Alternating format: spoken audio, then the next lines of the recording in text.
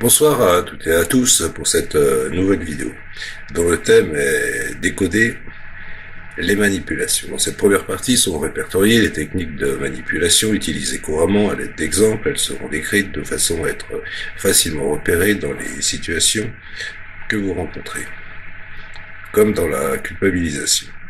Exemple, c'est ta faute. Le but rendre la cible responsable des émotions désagréables, du prétendu malheur ou de tout autre agissement problématique du manipulateur. Alors, comme exemple, c'est ta faute si j'ai pris une maîtresse, tu ne me satisfais pas au lit, et tu n'as pas voulu faire d'efforts, tu n'as qu'à t'apprendre qu'à toi-même. Arrêtez de faire du bruit, vous ne voyez pas que maman a mal à la tête à cause de vous. Finissez votre assiette, vous devriez avoir honte de faire la fine bouche alors que des milliers d'enfants meurent de faim chaque jour sur la terre. C'est à cause de mes parents si j'ai mal tourné. Ils n'ont pas su mettre des limites. Je traverse une épreuve terrible et vous n'êtes même pas là pour me soutenir. Marie pourrait, elle, au moins compter sur ses amis. Ne te préoccupe pas de moi. Va à ta fête et amuse-toi bien. Ce n'est pas parce que je souffre et que tu devrais t'en priver, même si ça me ferait très plaisir que tu restes avec moi. C'est là qu'on entend un double langage dit caractéristique de la manipulation.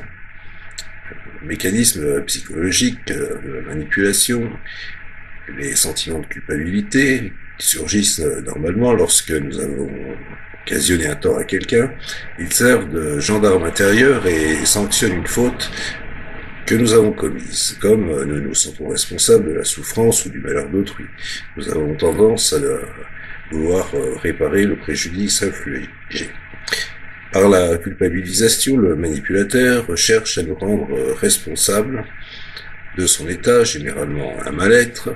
Si nous acceptons cette responsabilité, nous aurons tendance à vouloir faire quelque chose pour améliorer la situation. Il ne lui restait donc qu'à suggérer l'action que nous pourrons effectuer pour le soulager. La culpabilité sert toujours à obtenir quelque chose. Dans les exemples que je vais citer, il s'agit de devenir une amante toujours disponible, tolérer la fidélité du conjoint, se transformer en enfant sage et silencieux, manger quand bien même nous n'avons plus faim, accepter ou pardonner les écarts de conduite considérés comme le résultat d'une éducation laxiste, aider sans compter, prononcer à une fête et tenir compagnie à une personne souffrante. Culpabiliser, c'est donc rendre responsable. Une des particularités. La culpabilisation est sans doute la technique de manipulation la plus efficace et la plus utilisée. Elle s'appuie en effet sur une longue tradition religieuse issue de culture judéo-chrétienne où le péché et la faute occupent une large place. Le catholicisme, qui a largement influencé les cultures européennes, la notion de péché originel vient par exemple rappeler que chacun est fautif dès sa naissance. De plus, la méconnaissance de la sphère émotionnelle laisse penser que les ressentis que nous éprouvons sont causés par les circonstances extérieures.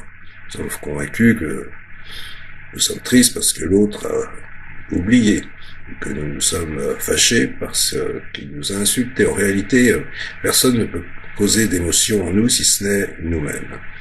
La plupart de nos états affectifs sont le résultat de notre discours intérieur, notre monologue intérieur. Nous nous attristons parce que nous interprétons le silence de notre ami comme un oubli. Nous nous énervons parce que nous donnons suite à ses insultes. Attention, personne ne peut nous rendre heureux ou malheureux si ce n'est nous-mêmes. En conséquence, je vous dis, nous sommes persuadés que nous pouvons rendre les autres malheureux, ce qui alimente nos sentiments de culpabilité et nous rend particulièrement sensibles aux tentatives de culpabilisation. Et une des palmes d'or, c'est « tu m'énerves ». Cette phrase paraît tellement anodine que rares sont les personnes qui en perçoivent la portée culpabilisante. Et pourtant, elle rend l'interlocuteur responsable de l'état émotionnel désagréable de celui qui s'exprime. C'est ta faute si je suis énervé. Ouais, bien sûr, c'est tellement facile. Alors, si nous prenons du recul, avec une certaine prise de conscience, il importe de bien comprendre que chacun On parle ici d'adulte libre, en toute possession de ses moyens, bien sûr, est responsable de ses actions, de ses paroles, de ses émotions. Personne n'a donc à assumer les actions, les paroles et les émotions d'autrui. Alors, les répliques possibles aux exemples cités sont c'est bien toi qui as décidé de prendre une maîtresse sans demander mon avis. Maintenant, j'ai perdu confiance en toi. Et je ne sais si je pourrais continuer cette relation avec toi. Nous allons faire moins de bruit pour aider maman. Même si ce n'est pas nous qui lui avons causé ce mal de tête. Je ne vois pas en quoi le fait de finir mes épinards va donner davantage à manger à quelqu'un d'autre. Et ton frère, qui a reçu la même éducation que toi, a-t-il également mal tourné? Il semble que tes propres choix jouent un rôle important dans ce que tu vis. Oui, tu traverses une période difficile et crois bien que je désire t'aider du mieux que je peux. Mais pas comme tu le souhaites, à la fréquence que tu le souhaites. Ce n'est pas en me comparant à d'autres que tu m'encourages à t'aider. Je me sens mal quand j'entends ça, j'aimerais beaucoup aller à cette fête, mais cela gâche mon plaisir de te savoir malheureux. Comment pourrais-tu quand même passer un bon moment sans ma présence? Alors nous rentrons dans la victimisation. Pauvre de moi. Le but est d'obtenir les bonnes grâces de la cible grâce à l'exposition de la faiblesse, de la misère ou de la prétendue stupidité du manipulateur qui joue à la victime. Attention, être victime et jouer à la victime, ce n'est pas identique. La première situation est un état de fait méritant aide et soutien. La loi est censée protéger les victimes et les défendre. Par exemple, être victime d'une infraction. La seconde est un jeu d'influence psychologique. Par exemple, prétexter des difficultés personnelles pour obtenir des faveurs ou des avantages. Et par exemple, quel imbécile je fais, j'ai vraiment tout hâte et j'aurais mieux fait de vous écouter. Qu'est-ce que vous voulez? Je n'ai pas eu la chance de faire des études. Vous avez vu la couleur de ma peau? Jamais je ne trouverai du travail. Tu vas me faire mourir de chagrin. Alors ça, c'est plus culpabilisation. J'ai toujours sur moi l'impression que le ciel me tombe sur la tête. C'est vraiment trop injuste. Ça, c'est l'effet Calimero.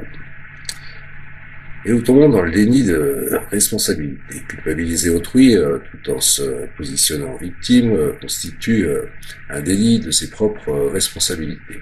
C'est une façon de rejeter ses propres responsabilités et de les faire assumer aux autres. Et c'est un mécanisme psychologique qui repose sur l'empathie dont chaque être humain est normalement capable et qui nous permet de percevoir et d'évaluer la souffrance d'autrui. Elle nous incite à faire en sorte de l'abréger, de la soulager autant que possible. Notre côté sauveur est ainsi affecté face à une personne se présentant comme victime, notamment grâce à la pitié que nous en ressentons. Nous allons alors prêter de l'attention au manipulateur, la plaindre, la réconforter, l'aider et autres. Une des particularités, la victime et sauveur vont de pair. Si une personne adopte un rôle, il est fort probable qu'une autre joue spontanément le rôle complémentaire. Je n'y arriverai jamais. Mais si tu y arriveras, j'ai confiance en toi et je t'aiderai. Mais le jeu de la victime est lassant. Au début, on accepte de rendre service et d'aider. Mais on se prend vite une porte en travers la face. On se rend généralement compte que cela ne sert pas à grand chose. La victime ne cherche pas à résoudre ses difficultés et à aller mieux, mais à osciller de l'attention et des faveurs qu'elle n'obtiendrait pas autrement. À ce moment, on risque d'échanger le rôle de sauveur contre celui du persécuteur. Je n'y arriverai jamais. Je te l'ai pourtant répété 1000 fois qu'il fallait t'entraîner. Mais non, les efforts, ce n'est pas pour toi. Eh bien, débrouille-toi tout seul maintenant. Et tant pis si tu te casses la figure, tu ne l'auras pas volé. C'est ainsi qu'on entre dans le triangle dramatique. Victime, sauveur et persécuteur forment ce que l'on On appelle le triangle dramatique. À l'intérieur du triangle, les rôles s'échangent rapidement au gré des interactions. Par exemple, tu n'as pas de nouveau, pas descendu la poubelle, le persécuteur. De toute façon, je n'ai rien de juste avec toi. Victime. Mais non, tu es adorable. Ne te mets pas dans cet état-là pour si peu. Sauveur. Alors pourquoi me dis-tu que je suis un incapable? Persécuteur. Je suis désolé, je voulais juste te faire prendre conscience. La prochaine fois, je me tairai. Victime. Et nous allons remettre une nouvelle palme d'or. Si tu ne peux pas me faire ça, après tout ce que j'ai fait pour toi. Le manipulateur se positionne en victime pour imposer sa décision à autrui plutôt que de le faire par la force ou la menace. Il s'arrange pour faire jouer une dette morale fictive, comme je t'ai rendu des services par le passé, donc tu m'es maintenant redevable. Alors méfiez-vous des dettes cachées. Elles peuvent vous coûter cher. Les sacrifices sont rarement gratuits. Celui qui s'est sacrifié pour vous finira tôt ou tard par vous présenter la note, que vous aurez alors à recevoir comme une dette envers lui, que vous vous sentirez obligé d'honorer. Ainsi, le parent âgé qui rappelle à son enfant qu'il a renoncé à un travail ou à des opportunités pour s'occuper de lui, et qui lui demande maintenant de rembourser sa dette. Tu ne peux pas me placer dans cette institution. Tu dois me garder à domicile chez toi. Et de prise de conscience en prise de conscience, ceux qui choisissent la plainte plutôt que l'action efficace pour résoudre leurs difficultés doivent en assumer toutes les conséquences, notamment le fait que leurs problèmes perdurent. Puisqu'ils ne sont pas résolus, ils se répètent et se répètent, voire la répétition des scénarios de vie. Ce n'est à personne d'autre de supporter les conséquences de leur choix. À victime ennemie. Comme c'est la faiblesse qui sert de levier dans cette technique de manipulation, la victime peut toujours se victimiser davantage face à celui qui refuse d'entrer dans le jeu. C'est facile de me dire ça. On voit bien que ce n'est pas toi qui souffres, tu verras quand cela t'arrivera. Alors, comme réplique possible aux exemples cités, ok, mais maintenant, comment allez-vous vous y prendre pour résoudre votre problème? Vous auriez voulu faire des études? À quoi cela vous mènera-t-il aujourd'hui? Vous aimeriez trouver du travail? Comment vous prenez-vous pour postuler? Quelles sont vos compétences? J'entends que tu es affligé par ma décision, mais je ne changerai pas. Et j'espère que tu sauras y faire face et retrouver toute la sérénité. Tu as l'impression que c'est toujours sur toi que ça tombe, mais il se trouve que pour l'instant, c'est ton tour d'être de corvée. Et surtout ne pas entrer dans le jeu de la victime, qui n'attend que ça. Mais non, cela ne tombe pas toujours sur toi. D'ailleurs, la dernière fois, c'est Michel qui a dû s'y coller, rappelle-toi. Après quoi, la victime va vous dérouler tout le passé réinterprété à sa sauce, en concluant qu'il serait plus juste que quelqu'un d'autre s'y colle. Et, par exemple, eh bien c'est vous. Dans la persécution, tu n'es qu'un imbécile. Alors le but, l'utilisation de la persécution, peut servir différents objectifs: asseoir l'autorité ou le pouvoir du manipulateur, flatter son orgueil, humilier sa cible, voire la casser, la détruire. Comme, pour exemple, on ne peut plus trouver de personnel compétent de nos jours. Espèce d'incapable. Ce n'est pas possible d'être aussi nul. Mais qu'est-ce que j'ai fait au bon Dieu pour mériter des enfants aussi terribles? Alors il y a deux façons de se sentir supérieur, et par là même de satisfaire son besoin d'estime et de reconnaissance: se rehausser soi-même ou rabaisser les autres. Se rehausser soi-même ou rabaisser les autres, dans les deux cas, il s'agit de créer un rapport de force, une inégalité dans la relation. C'est pourquoi les jugements négatifs, les abus d'autorité, le harcèlement, le mépris, la dévalorisation, l'humiliation sont les armes préférées des persécuteurs. Juger est un acte de pouvoir. Tout jugement, toute étiquette posée sur quelqu'un ou quelque chose implique un rapport de force. Pour juger, il faut être supérieur, il faut savoir. Affirmer qu'une personne est sympathique, c'est en même temps dire que l'on est dépositaire des critères objectifs de la sympathie, idem lorsqu'on qualifie un livre, un film ou une vidéo de nullité complète. Le rôle du persécuteur ne peut être tenu que lorsque d'autres personnes adoptent le rôle de victime. C'est pourquoi le persécuteur et victime ne vont pas l'un sans l'autre. Le harcèlement est une technique de manipulation qui entre dans le cadre de la perversion, de la persécution également. Il s'agit de tourmenter la victime par touches plus ou moins légères, voire insignifiantes, prises isolément, mais sans répit. Ce n'est pas tant la brutalité des actes ou des paroles que leur répétition incessante et lassante qui inflige des dégâts psychologiques à la victime. Chute d'estime de soi, dépression, burn-out, alcoolisme, prise de médicaments, et tout autre, j'en passe, et des meilleurs, enfin surtout moins meilleurs. Le harcèlement professionnel ou mobbing empêcher la victime de s'exprimer, la menacer verbalement ou physiquement, ignorer sa présence, la ridiculiser, lancer des rumeurs, des ragots à son sujet, la contraindre à des tâches humiliantes ou absurdes, l'évaluer défavorablement de manière injuste, attaquer ses convictions politiques ou ses croyances religieuses, l'agresser physiquement, lui faire des avances sexuelles.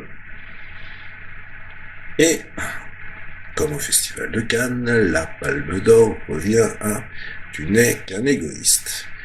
En plus de porter un jugement négatif sur l'interlocuteur, cette phrase lui signifie implicitement qu'il lui faut modifier son comportement, c'est-à-dire aller dans le sens de ce que souhaite le manipulateur, bien sûr. Mais qui est le véritable égoïste dans cette histoire? Un persécuteur ne peut œuvrer que s'il dispose de personnes prêtes à endosser le rôle de victime. Il ne peut prendre que le pouvoir que les autres lui laissent. Lorsque l'esclave meurt, il n'y a plus de maître. Faire la morale à autrui est une façon assez simple d'infantiliser les autres. Aussi, comme autre exemple cité, que dois-je comprendre exactement par votre remarque? Il s'agit de sortir de l'implicite suggéré par le manipulateur. C'est votre avis que je ne partage pas, c'est votre opinion. Elle n'implique que vous. Que veux-tu nous dire vraiment, maman? Il y a aussi la pression et l'insistance. Allez, dis oui. Et le but est d'obtenir ce que le manipulateur souhaite, malgré le refus initial de la cible, notamment grâce à l'exagération, l'assistance, l'usure, la répétition de phrases lancinantes, comme « Allez, dis oui, tu verras plus tard, tu me remercieras d'avoir insisté. Et pour ma console de jeu, papa, pour la 218e fois, il faut absolument que vous m'aidiez, c'est une raison de vie ou de mort. C'est maintenant qu'il faut vous décider, après ce sera trop tard. » Parmi la multitude de décisions que nous devons prendre journellement, un bon nombre ne sont ni rattachées ni définitives. C'est sur ce flou, cette zone mouvante de nos motivations que tente de naviguer le manipulateur pour faire changer d'avis ses interlocuteurs. Et comme particularité, alors que le persécuteur assume son visage violent, il ne s'en défend généralement pas. Le manipulateur qui utilise la mise sous pression adopte le plus souvent des traits sympathiques et doux, une affaire dans un gant de velours, mais lorsqu'on vous étrangle, c'est plus vraiment le velours que vous sentez.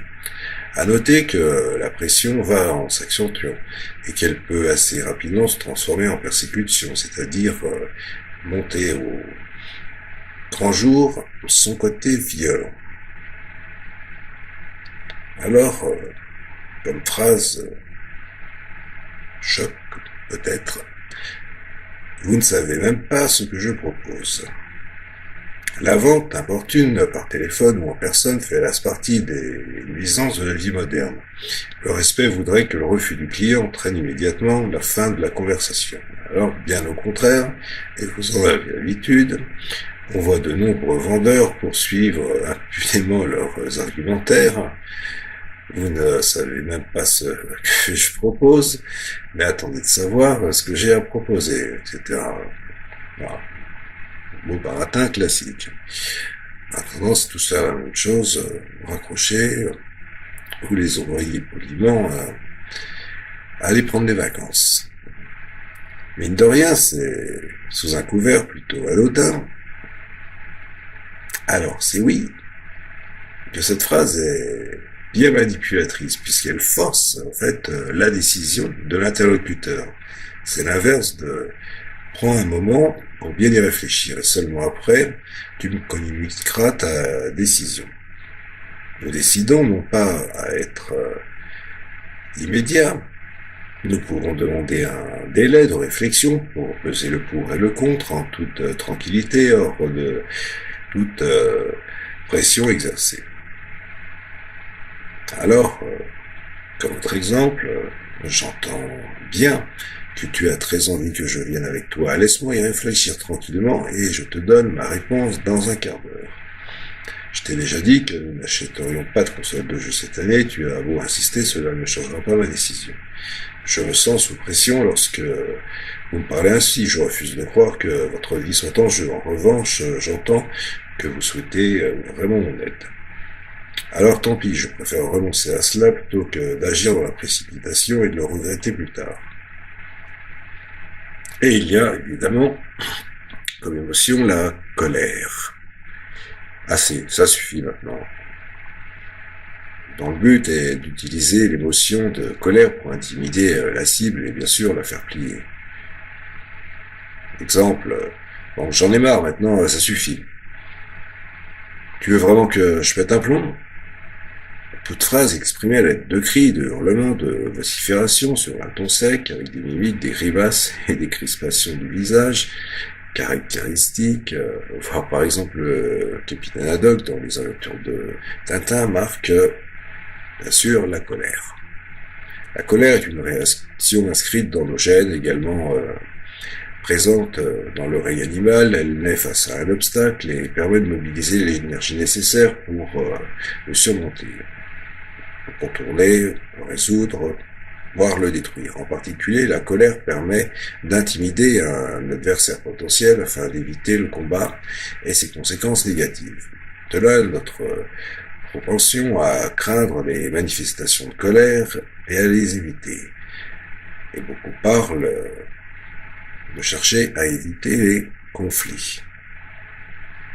L'expression de la colère ou de toute autre émotion n'est en soi ni bonne ni mauvaise. Elle devient manipulatrice quand le ressenti est utilisé afin d'obtenir quelque chose. On parle alors d'émotion instrumentale, d'instrumentaliser l'autre.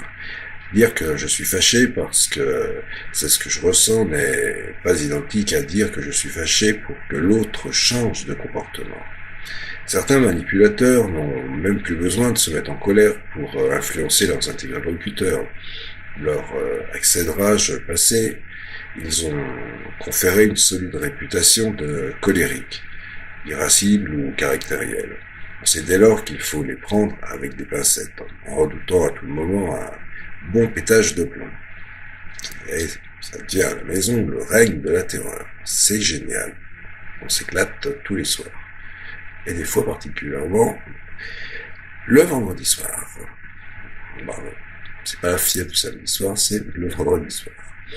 Je vous expliquerai peut-être pourquoi. Alors, comme phrase top, je vais finir par m'énerver. Expression d'une personne déjà en colère, mais qui essaie de se contenir tout en menaçant son interlocuteur. C'est une colère non encore avérée, en tout cas présentée comme telle, qui est utilisée ici comme levier et levier de manipulation. La colère est l'argument de ceux qui ont tort. C'est un dicton utile à se rappeler. Plutôt que de céder à la pression de la colère, il est avantageux de prendre les distances et de privilégier la distanciation. Voire quand il est possible, la discussion osée. Mais seulement quand c'est possible. Alors, j'entends quand tu es énervé, arrêtons la conversation pour l'instant. Non, je souhaite trouver une solution à ce problème, et que je vois bien que tu es contrarié maintenant.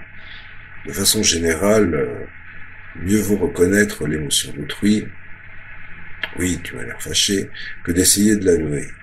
Mais non, ce n'est rien, ce qui traduit par une invalidation du vécu de l'interlocuteur. On peut utiliser aussi la sympathie. Oh, c'est juste parce que c'est vous, parce que c'est toi. Jouer sur la familiarité ou les similitudes pour paraître proche de la cible et diminuer sa méfiance. Jouer au golf, quelle coïncidence, moi aussi.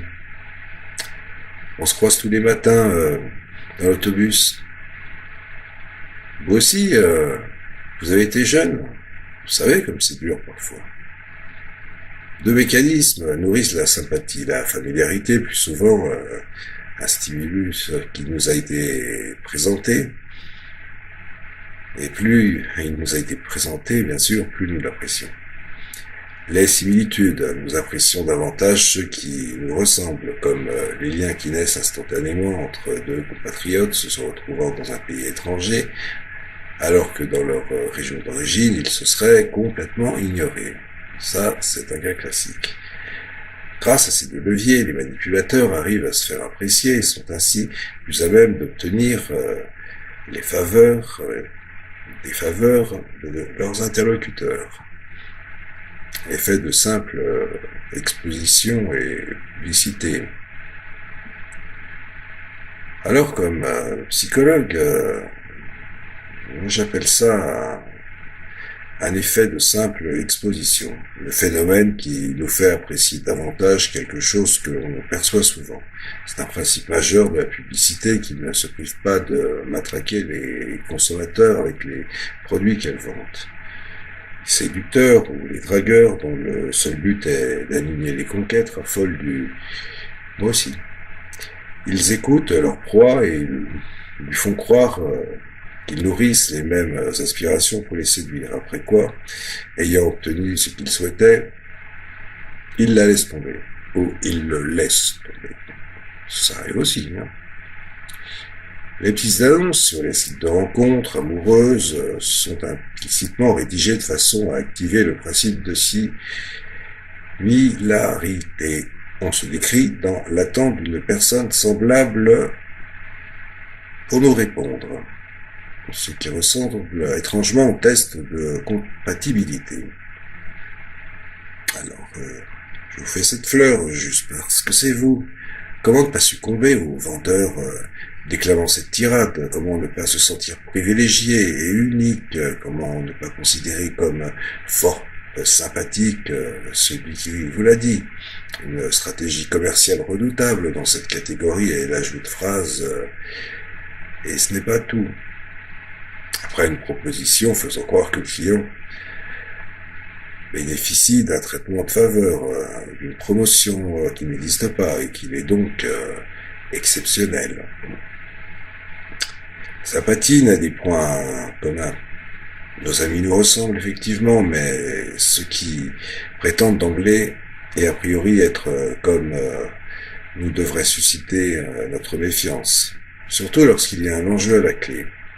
Vente, contrat, relation sentimentale ou encore sexuelle. Donc, attention au toucher. En Occident, seules les personnes entretenant des liens d'intimité avec nous sont autorisées à nous toucher. Inversement, toucher quelqu'un artificiellement peut créer une impression de proximité, mais une impression. C'est pourquoi de nombreux vendeurs s'approchent très près de leurs clients, n'hésitant pas à les toucher. Cela peut en énerver certains. Alors, il y a d'autres méthodes utilisées, bien sûr. C'est vrai, nous jouons au golf comme des milliers d'autres Français. Ce n'est pas une raison suffisante pour que je vous fasse confiance. Oui, mais ce n'est pas pour autant que je vais soutenir votre cause. Certains manipulateurs jouent davantage sur leur charisme naturel que sur la sympathie. Ils ont une sorte de rayonnement, de magnétisme qui les rend attractifs et permet de capter l'attention des autres personnes. Alors méfiance, soyons d'autant plus circonspects face à ce type de personnes promptes à nous fasciner. Analysons le contenu de leur discours, la cohérence de leurs arguments et vérifions le bien fondé de leurs propos. Charisme et confiance, a priori, devraient s'exclure mutuellement. Alors, une autre technique extrêmement utilisée, la flatterie. Tu es rayonnant, tu es rayonnante aujourd'hui. Le but est de mettre la cible dans de bonnes dispositions pour obtenir ses faveurs. Comme dans les compliments ne sont pas exactement à confondre avec les flatteries. Les premiers sont sincères et ne font qu'exprimer un avis favorable, alors que pour la seconde, on utilise un avis favorable pour obtenir quelque chose. Et comme exemple, tu m'as l'air en pleine forme aujourd'hui. Ça me fait vraiment plaisir de te voir. Tu es tellement doué, je pense que tu n'aurais aucune difficulté à... Vous êtes le meilleur sur place, c'est pour ça que je m'adresse à vous.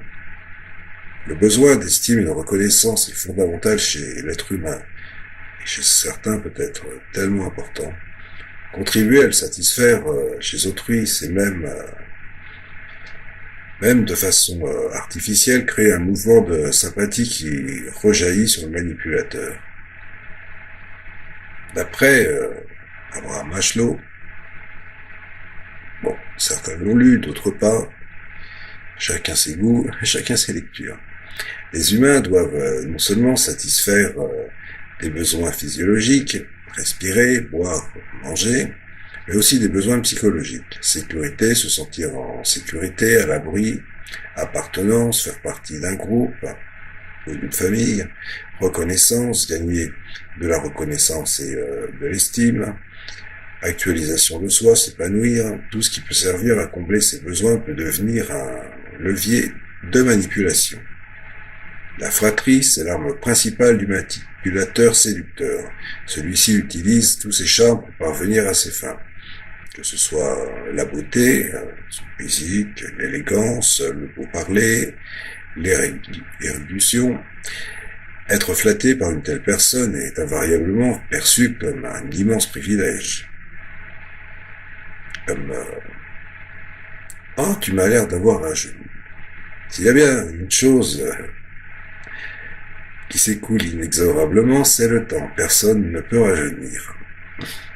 Que ne serions-nous prêts à faire pour avoir l'impression de couper la course du temps? Oui, eh bien, ceci est vrai pour certains.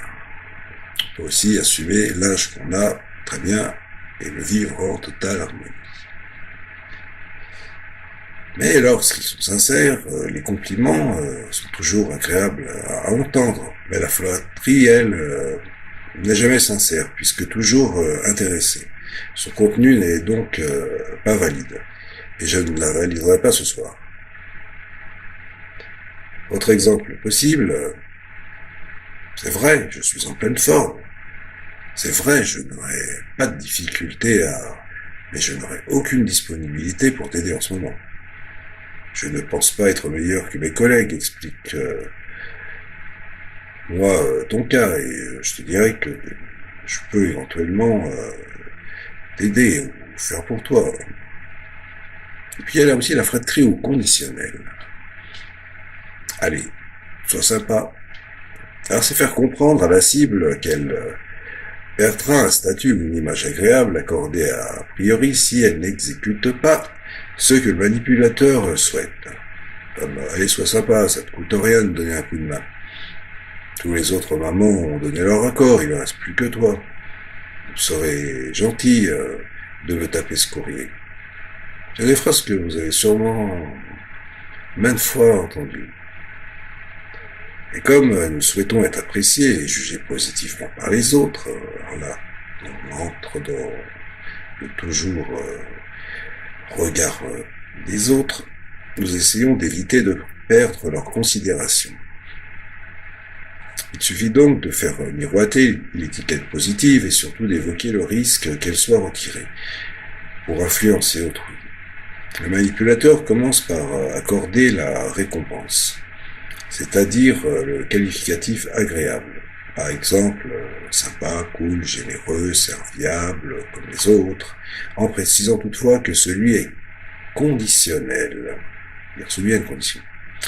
Si nous ne faisons pas ce qu'il souhaite, il nous la retirera illico. La fratrie conditionnelle se marie à merveille avec la persécution et la culpabilisation. Serait gentil de nous se taper ce courrier. Traduit l'idée qu'un refus amènerait à juger la personne méchante, mauvaise, voire totalement incapable ou nulle. La fratrie négative est une technique plutôt utilisée dans la séduction, plutôt que de paraître commun en lançant un compliment banal. Le séducteur énonce une phrase plus ambiguë, une petite raillerie sympathique qui pourrait passer pour une gaffe involontaire. Le but est d'attirer l'attention de manière originale et de susciter l'intérêt, mais sans trop passer pour un dragueur. Ça se ferait trop. Par exemple, ta robe te va à merveille, elle est super à la mode. D'ailleurs, je viens de voir une autre fille avec exactement la même. Tu as remarqué que tu as les oreilles un peu décollées, ça te confère un charme fou. Ça, c'est souvent du foutage de gueule. Bon. Un secrétaire de votre service frappe à votre porte et vous propose de contribuer au cadeau de mariage de Charles, que vous ne connaissez absolument pas. Moi non plus, d'ailleurs. Vous ne souhaitez pas signer cette carte, mais vous redoutez de passer pour un radin. Alors vous acquiescez quand même. Ici, la flatterie n'a même pas besoin d'être évoquée. Une autre phrase que vous connaissez bien. Alors, on partage la note? Au restaurant, telle est la phrase prononcée d'ordinaire par celui qui a copieusement mangé, alors que d'autres se sont concentrés de manger moindrement, ou de feuilles de salade.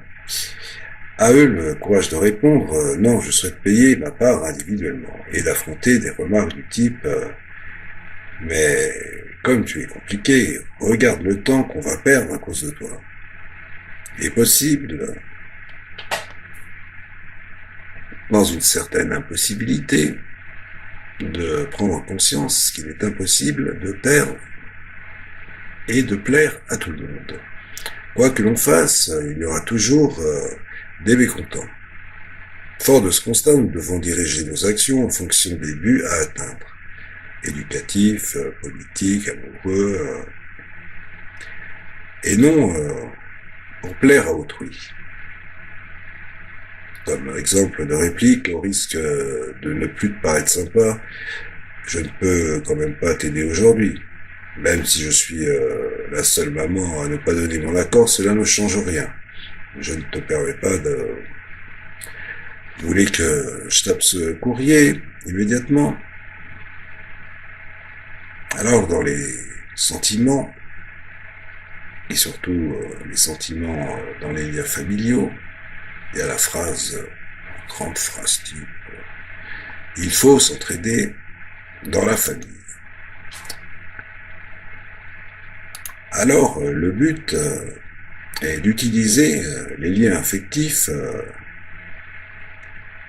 et familiaux entretenus avec la cible pour s'autoriser des comportements autrement inacceptables ou obtenir des faveurs de sa part. Exemple, je suis ton frère. Tu ne peux pas me laisser tomber. téléphoner au milieu de la nuit à un proche pour obtenir un renseignement, utiliser le véhicule d'un parent et le rendre sans l'avoir nettoyé. Faire comme chez soi lorsqu'on est en visite chez un membre de sa famille, se permettre de dénigrer ou d'humilier son conjoint. Les relations familiales et conjugales supposent une entraide réciproque, de même qu'un engagement indéfectible, pour le meilleur et pour le pire. J'ai lu une phrase ce soir d'une personne que je connais bien qui voulait utiliser la technique, une des techniques que j'ai énoncées hier dans ma précédente vidéo pour écrire, définir ses émotions. Et justement, j'ai vu cette phrase pour le meilleur et pour le pire. On dit que c'est ainsi que la société est structurée. Bon, certains le disent. Les manipulateurs profitent de ces liens, sachant que les risques d'être éconduits et remis à l'ordre sont minimes. Comme dans la violence domestique, qu'elle soit psychologique, financière, verbale, sexuelle ou physique, c'est un véritable fléau. Il touche de nombreuses personnes.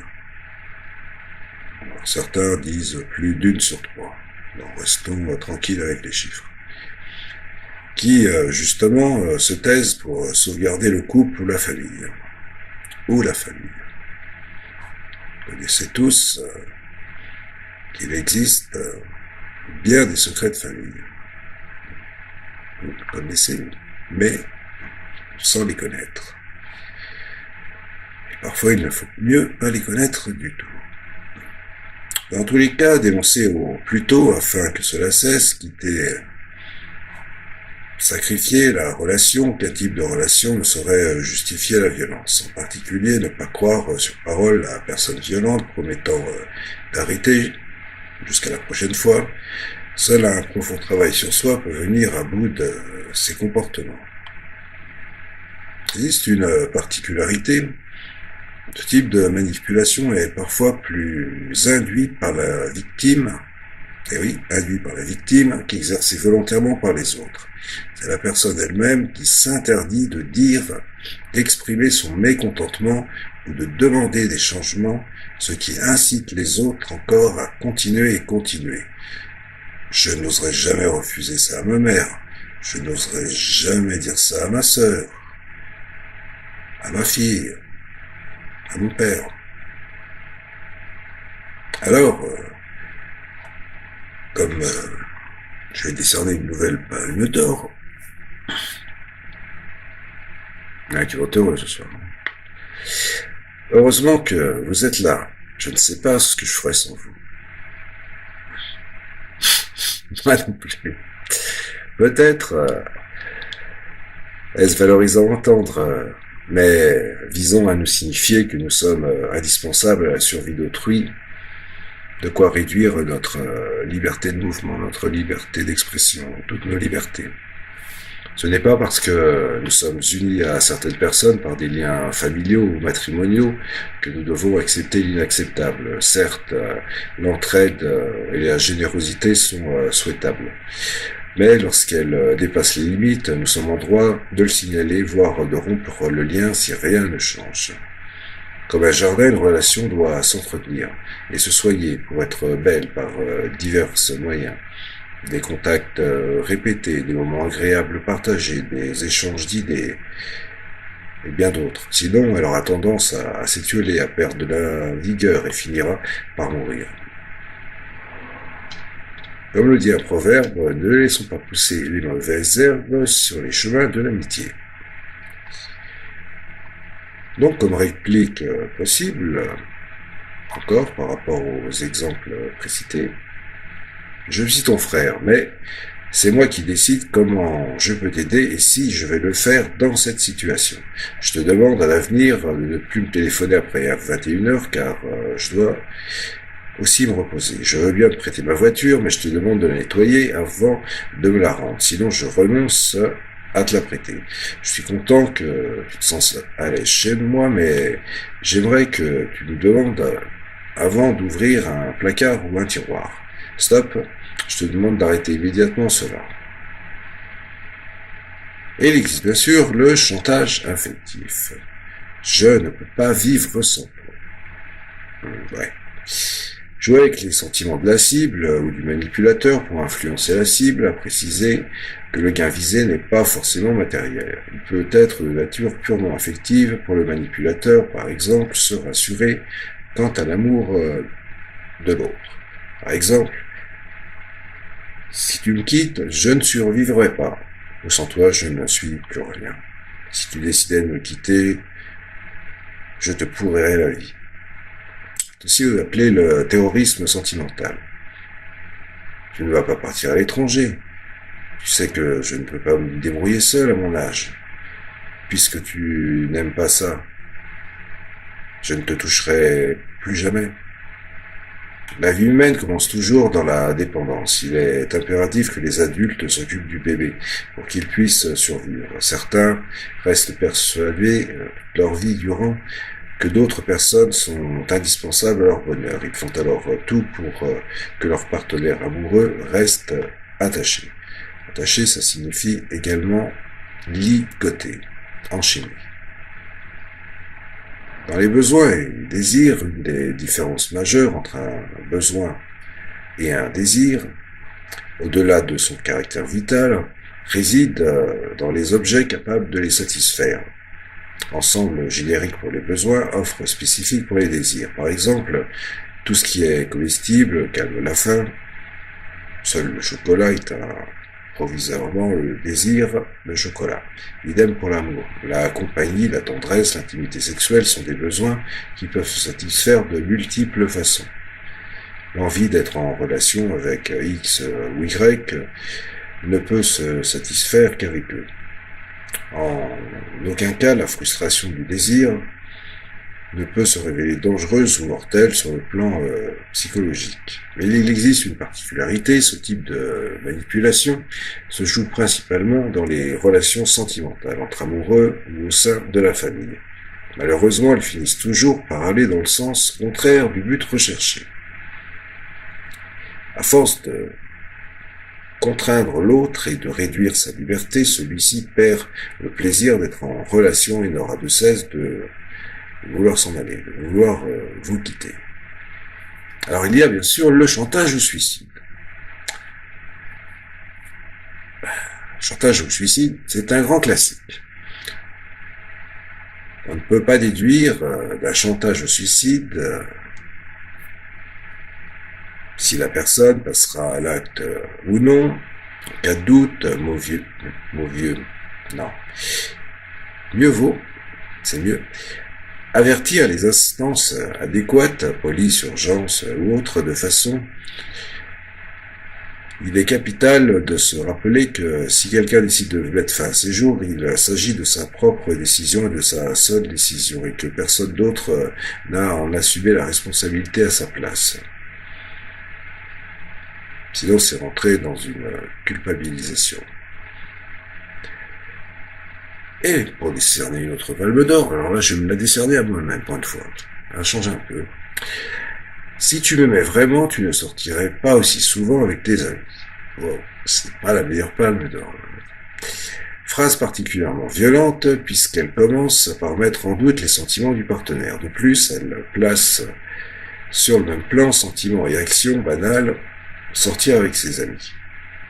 Si tu m'aimais vraiment, tu saurais ce qui me fait plaisir sans que j'ai besoin de te le dire. Là, on a le détecteur de pensée. Non seulement cette phrase met en doute les sentiments du partenaire, mais elle exige de lui des talents de voyant extra-lucide. Même l'amour le plus sincère ne confère pas des dons de lecture de pensée. Bien que peut-être certains le pensent. Dans leur pensée seulement. Personne n'est irremplaçable. Si vous veniez à décéder, ou plutôt quand vous viendrez à décéder, j'espère le plus tard pour vous, les autres seraient et seront obligés de se débrouiller sans vous. Peut-être pas aussi bien, mais ils se feront contraints de le faire. Alors, J'entends que je te parais indispensable, mais tu es tout à fait capable de te débrouiller sans moi. D'ailleurs, avant de me connaître, tu t'en tirerais très bien tout seul. Ce n'est pas en exerçant des menaces que tu vas me garder. Sache que je n'hésiterai pas une seconde à avertir la police si quelqu'un venait m'ennuyer, idem pour toi. Oui, maman. Je sais que tu ne peux pas te débrouiller seul, c'est pour cela que je vais contacter des organismes d'aide. Tu verras, on trouvera une solution, mais je ne veux pas renoncer à ce voyage, car après, je t'en voudrais. Et ça, je ne le veux pas. J'apprécie quand tu me touches, mais aujourd'hui, je suis particulièrement sensible, c'est pourquoi je te demande de ne pas me toucher maintenant. Pour la palme, je t'aime, et mon amour n'a rien à voir avec les sorties entre amis. Je t'aime, mais mon amour ne me permet pas de deviner ce que tu ne me dis pas. Je préfère que tu m'exposes tes goûts et tes préférences plutôt que de risquer de me tromper. Et il y a la menace. Gare à toi. Encore, ça c'est sympa. Et c'est faire miroiter chez la cible les conséquences négatives d'un refus d'obtempérer aux exigences du manipulateur. Ah bon, vous ne voulez pas faire un effort? Savez-vous qu'il y en a 10 qui attendent pour reprendre votre poste? Vous savez, j'ai des relations. Cela ne se passera pas comme ça, je vous préviens. La peur est ancrée chez l'être humain. De nombreuses espèces animales, comme avertisseurs de danger, son but est de faire éviter les conséquences fâcheuses que ceci pourrait représenter, ainsi activer une peur à toutes les chances d'induire des comportements d'évitement pour éviter le danger. Il suffit d'exécuter les désirs du manipulateur, qui lui en est bien conscient, et est surtout bien conscient de là où il vous conduit. Les réponses instinctives à la peur dans le monde animal sont le combat et la fuite. Soit le danger est affronté, soit il est évité en fonction des situations. Une des particularités de la menace peut prendre la forme d'un avertissement, d'un chantage, d'un ultimatum, d'une sommation, d'une tentative d'extortation. Elle peut se référer à des violences physiques, verbales, psychologiques, économiques, sexuelles. Dans tous les cas, elle implique l'intimidation. Utilisée pour contraindre une personne là où elle devrait pouvoir disposer en fait de toute sa liberté. Alors, punition ou chantage. Avertir l'enfant ou un collaborateur des sanctions qui l'entourent s'il n'obtempère pas est-il assimilable à un chantage?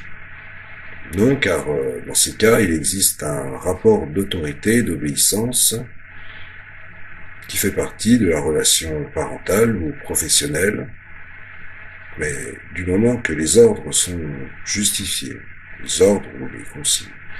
Ce n'est pas non plus un chantage de la police que d'avertir les automobilistes qu'ils sont mis à l'amende en cas d'excès de vitesse.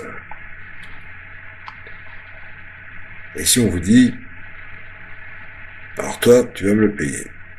La menace par excellence, même pas camouflée. D'ailleurs, pourquoi un manipulateur qu'elle la cacherait? Il n'a pas à cacher une menace. Il s'en fiche complètement. Tout ce qui est réduit à la liberté de choix ne doit pas être pris à la légère. Les risques, parfois bien réels, doivent être mesurés afin que les décisions appropriées puissent être posées. Prendre ses distances, amener l'affaire devant une autorité compétente, porter plainte, accéder au chantage, accepter d'entrer dans un chantage ouvre la porte à d'autres abus futurs. Cela ne règle jamais une situation. Donc, vous pouvez me croire, câble menteur, pour créditer ses dires, et si cela ne suffit pas, ils exclament quoi? Tu n'as pas confiance en moi? Rappelons-nous que la confiance se mérite, ou se gagne. Elle ne se donne pas simplement.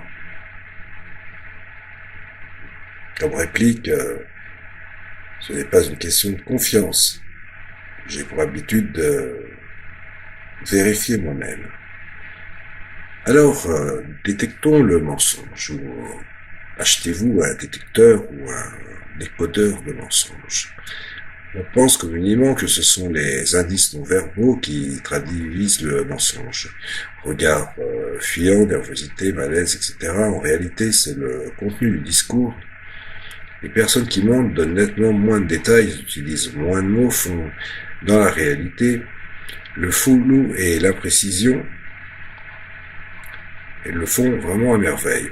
Et surtout, la version des faits qu'elle raconte est toujours strictement identique, comme si elle était apprise par cœur. Alors, les faits parlent d'eux-mêmes. Les faits sont les ennemis jurés des mensonges.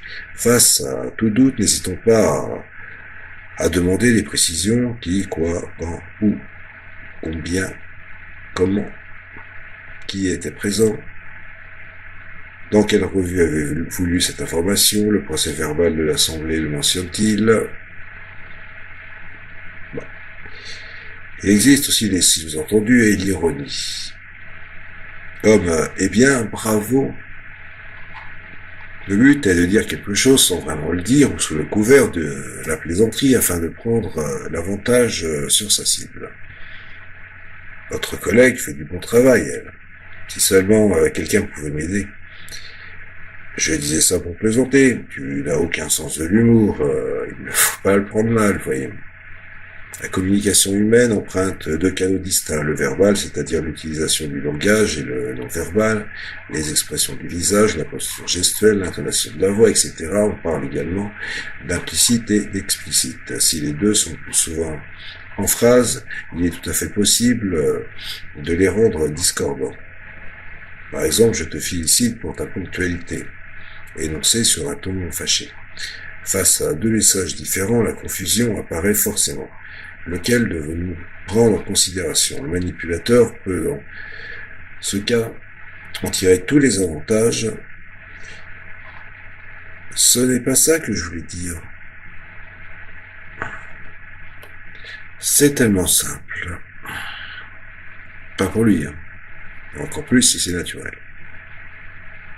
Alors il existe, à l'heure actuelle, de nombreux ouvrages donnant les clés pour décoder le non-verbal et les gestes d'autrui, des séries télévisées également, aussi, comme j'en citais une, Lie to Me. Il importe de se rappeler qu'un geste est toujours lié à un contexte qui en modifie le sens. Se gratter le cuir chevelu n'a pas le même sens durant un examen et lors d'une épidémie de pouls. Autrement dit, le non-verbal doit toujours être considéré comme un indice, jamais comme une preuve. Bien que vous devriez vous intéresser à la synagogie qui va beaucoup plus loin que les tests de femmes actuelles. J'adore ce magazine. Ça, c'est de l'ironie. L'ironie est une forme de langage implicite particulièrement prisée des manipulateurs. Elle permet de dire sans dire et surtout de se défendre d'avoir dit. Alors là, moi, je ne défends pas de l'avoir dit. Je comprends vite quand tu t'exprimes clairement. Façon de dire sans dire que l'autre n'arrive habituellement pas à s'exprimer clairement. L'humour, oui. L'ironie, non. Bon, pourquoi pas.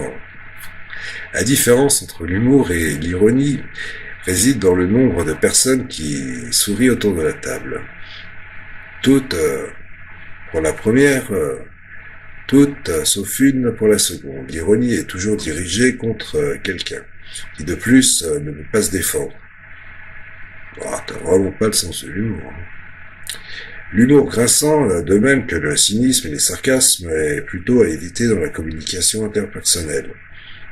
Il y a tendance à alimenter, dans ces cas-là, le malaise et à amener une ambiance plus que tendue.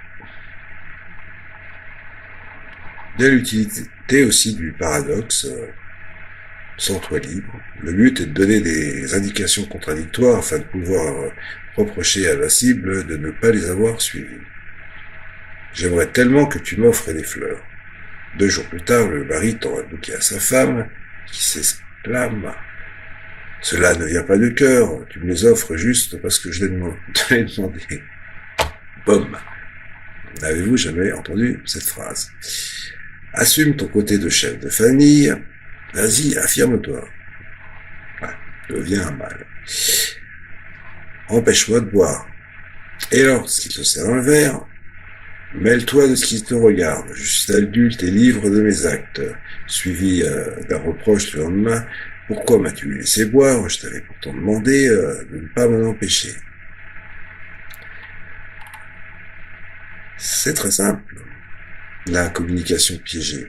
Comme j'ai entendu dire que amener la cible à dire quelque chose qu'elle ne souhaitait pas énoncer, ou qui se retourne ou se retournera contre elle. Exemple, au fait, Marie m'a dit que, alors qu'il n'en est rien. Allez, tu peux me dire la vérité, je ne m'en souviendrai pas.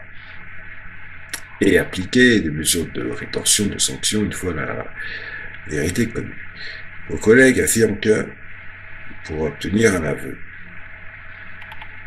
Bien. Aussi, dans une particularité, qui est prêcher le faux pour obtenir le vrai, technique utilisée depuis la nuit des temps, notamment dans l'espionnage et les interrogatoires policiers, et les fouillages de portables, de mots de passe, d'ordinateurs et autres maintenant, dans les couples. Ah, parce que tu ne me trouves pas belle les autres jours. Suite à un compliment du type « comme tu es belle aujourd'hui », le cas échéant, il faut éviter de ne pas dire de compliment, de ne rien dire. Le cas échéant, en fait, il faut éviter d'entrer dans le jeu. Non, tu es aussi très belle que les autres jours. Et renvoyer l'autre à la responsabilité de son interprétation. Tu peux le prendre comme ça, si ça te chante. Je voulais pour ma part juste dire que je te trouvais belle aujourd'hui, indépendamment des autres jours. Alors attention à la syntaxe, ça c'est très important, parce qu'après ça peut être très interprété, et vous pouvez vite retrouver vos affaires sur le palier.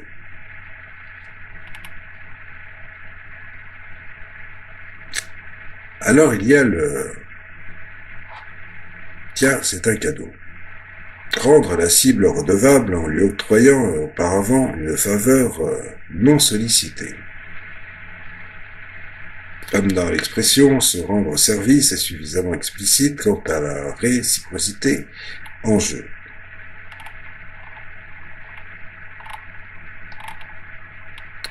Il y a les pièges de la cohérence. Tu m'avais pourtant promis. Amener la cible à s'engager progressivement dans une direction de sorte qu'elle ne puisse pas faire marche arrière sans paraître incohérente. Mais tu m'avais pourtant dit que nous sortirions ce soir. Vous m'avez affirmé apprécier la musique classique. En tant que mélomane, vous ne pouvez pas manquer ce concert. Tu m'as toujours dit qu'il fallait être généreux. Et là, alors que j'ai envie de m'engager pour une bonne cause, tu me l'interdis. Et bon, ça continue et ça recommence.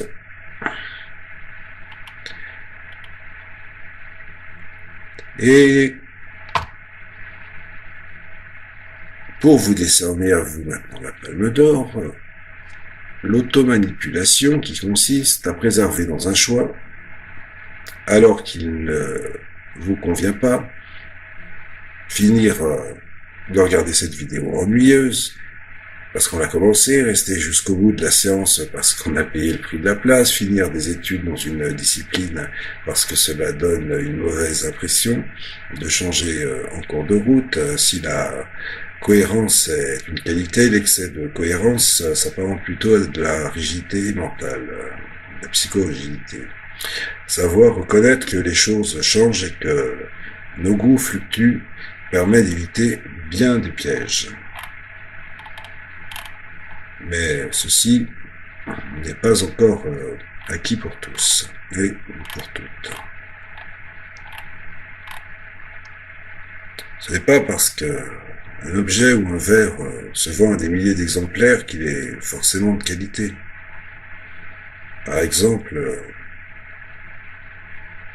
les cheeseburgers des fast-food, ni qu'il vous plaira personnellement. Dans le doute, essayons de nous forger une idée, des idées par nous-mêmes, de penser enfin par nous-mêmes, de nous faire nos propres opinions, de ne pas faire des copier-coller de panneaux et de les mettre bêtement sur Facebook sans même en comprendre le sens profond.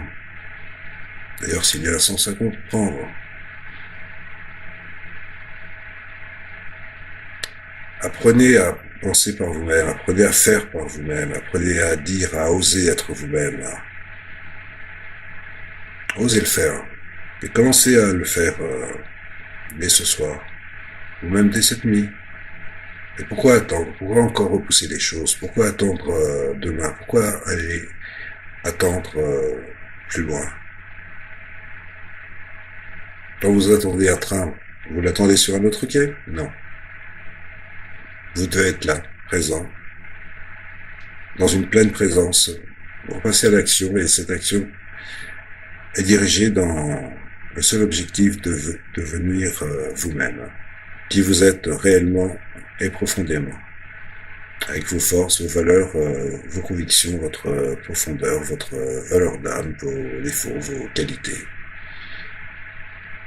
Mais, enfin, devenir vous-même et ne plus être manipulé.